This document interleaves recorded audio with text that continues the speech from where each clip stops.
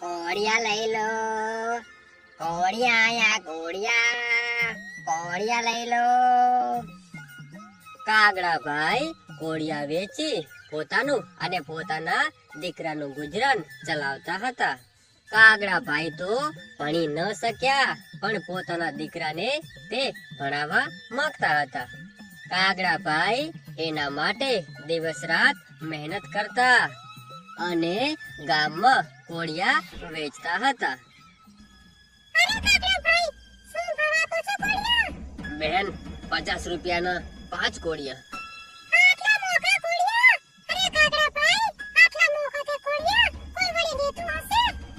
બેન, તમે જોઈ શકો છો આ કોળિયા બનાવવામાં કેટલી મહેનત લાગે છે.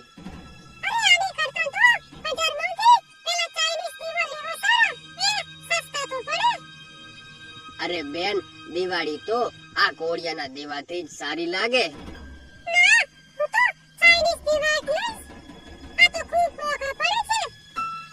બજારમાં ચાઇનાના દીવા વેચાવા આવી ગયા હતા, જેના લીધે કાગડાભાઈ પાસે ખૂબ ઓછા કોળિયા વેચાય છે.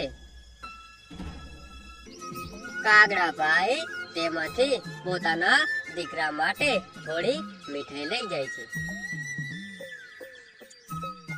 બીજા દિવસે કોળિયા બનાવી કાગડાભાઈ ગામની અંદર વેચવા જાય છે. કોળિયા લઈ લો, કોળિયા આયા કોળિયા લઈ લો. એ કોળિયા વાળા ભાઈ, જરા આમ આવતો. જી શેઠજી, બોલો ને, કોળિયા લેવા છે તમારે? હા હા, પણ શું ભાવ આપે છે? શેઠજી, 50 રૂપિયાના 5 કોળિયા. 50 ના 5? અરે આટલા બધા ભાવ તે વળી હોતા હશે. અરે શેઠજી, તમે તો જાણો છો આમાં કેટલી બધી મહેનત લાગે છે. શું મહેનત લાગે? તારા કોળિયા તો જો સાવ સાદા છે, અને આવા કોળિયા આજકાલ કોઈ ના ખરીદે. પહેલા બજારમાં જો ચાઇનીઝ કોળિયા કેવા સારા છે, રંગબેરંગી અને સસ્તા પણ છે. પણ શેઠજી, કોળિયાના દીવા વગર સાચી દિવાળી કેમ લાગે? અરે હું તો ના લઉં આવા કોળિયા, આના કરતા ચાઇનીઝ કોળિયા સસ્તા પડે.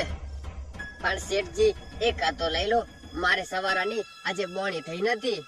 હવે જાયથી ચાલતો થા, આવા કોળિયા તે વળી લેવાતા હશે.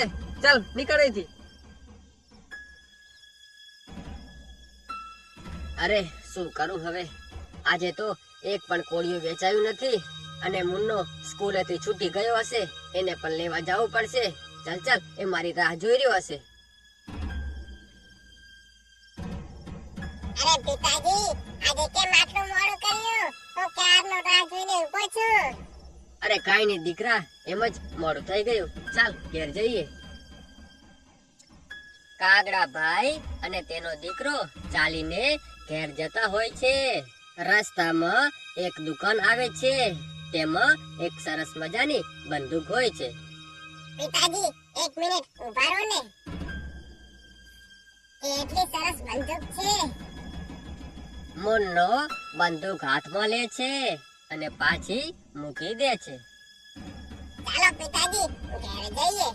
મુન્નો સમજી જાય છે કે તેના પિતા પાસે પૈસા નથી. કાગડા ભાઈને પણ ખૂબ દુઃખ થાય છે કે તે પોતાના દીકરાને એક બંદૂક પણ લઈ દઈ શકતો નથી.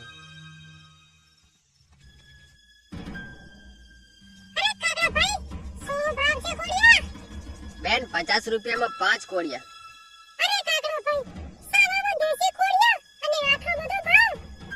એક હાથ લઈ લો બેન, દીવો કરવા કામ લાગશે.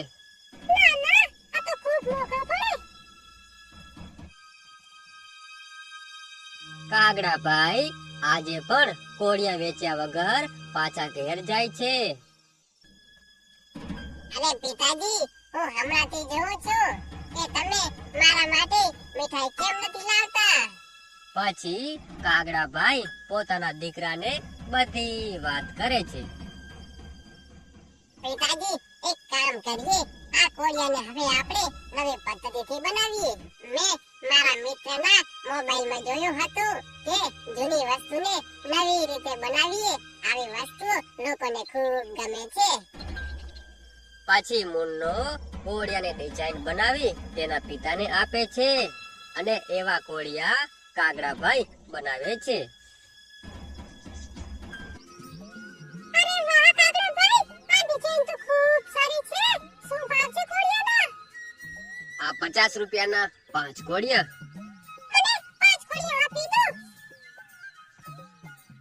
પછી તો મુન્નો અલગ અલગ જાતની ડિઝાઇનો બનાવી તેના પિતાને આપે અને કાગડાભાઈ એવી ડિઝાઇનના કોળિયા બનાવે. થોડા દિવસોમાં તો કાગડાભાઈના કોળિયા પ્રખ્યાત થઈ ગયા. પેલા શેઠજીને પણ આ નવા ડિઝાઇનના કોળિયાની જાણ થાય છે. શેઠજી ફરતા ફરતા કાગડાભાઈના ઘેર પહોંચી જાય છે. અરે કાગડા, તું અહીંયા કામ કરે છે? આ અલગ અલગ ડિઝાઇનના કોળિયા બનાવે છે, એને બોલાવજે. અરે શેઠજી, એ કોળિયા હું જ બનાવું છું. બોલો ને, શું કામ હતું? અરે કાગડાભાઈ, તમે કોળિયા બનાવો છો, મને માફ કરજો. હું તમારી કલાકારીને સમજી ના શક્યો અને મેં તમારું અપમાન કર્યું. કઈ વાતો નહીં શેઠજી, બોલો ને, શું કામ આવ્યા હતા? મારે 1000 કોળિયા અલગ અલગ ડિઝાઇન જુએ છે, તું મને બનાવી આપીશ? હા શેઠજી, કોઈ વાંધો નહીં, હું બનાવી આપીશ. શેઠ થોડા એડવાન્સમાં પૈસા આપી ત્યાંથી ચાલ્યા જાય છે. કાગડાભાઈ તો ખૂબ ખુશ થઈ જાય છે. તે ત્યાંથી તરત પેલી દુકાને જાય છે અને બંદૂક ખરીદી પોતાના દીકરાને આપે છે.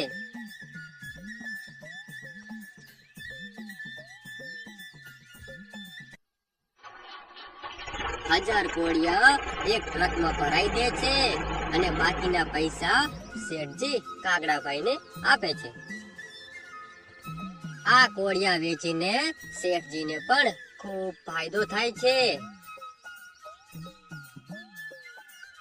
કાગડાભાઈ, હું એક કામ લઈને આવ્યો છું તમારી પાસે.